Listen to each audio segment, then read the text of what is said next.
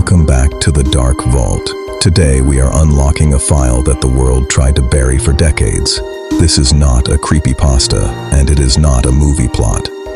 What you are about to hear is the true, documented tragedy of Anneliese Michel, a young German girl whose life became a living battlefield between medicine and the ultimate darkness. In the mid-1970s, inside a small, quiet house in Bavaria, Germany, a series of secret audio tapes were recorded during midnight rituals. These tapes capture sounds that human vocal cords should physically be incapable of producing.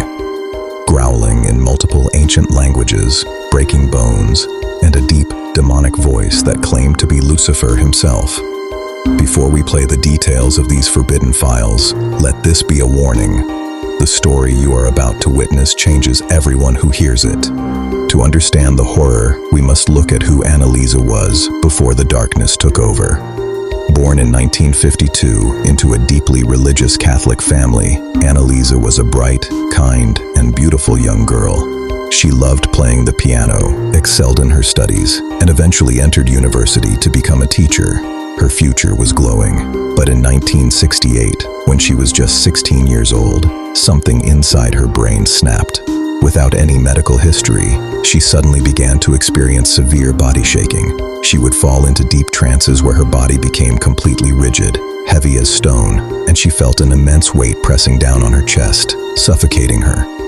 Doctors diagnosed her with severe epilepsy and depression, putting her on heavy medications.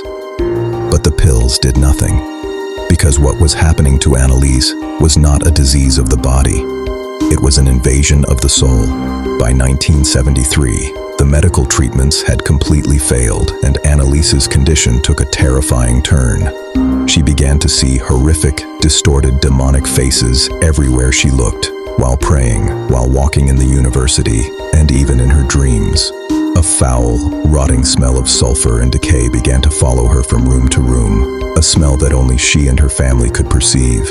She started hearing deep, scratching whispers inside her head, telling her that she was damned, that her soul belonged to the abyss, and that she would rot in hell. Anneliese became completely repulsed by religious objects.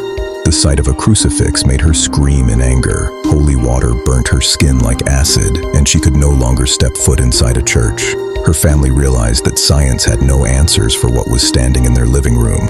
When the family finally stopped the medical treatments, the entity inside Anneliese took full control. What followed was a year of pure, unfiltered madness inside that German home. Anneliese stopped eating regular food, claiming the demons wouldn't allow it. Instead, she began eating spiders, flies, and coal off the floor. She would lick her own urine from the carpet.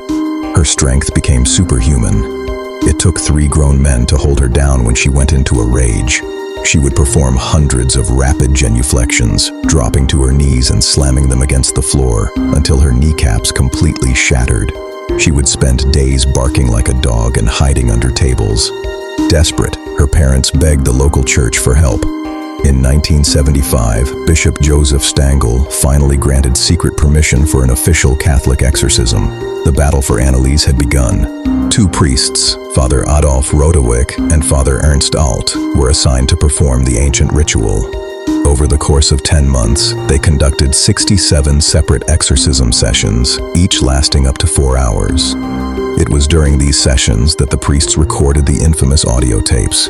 When the priests commanded the entity to reveal its name in the name of God, the girl's voice changed completely into a guttural, roaring entity.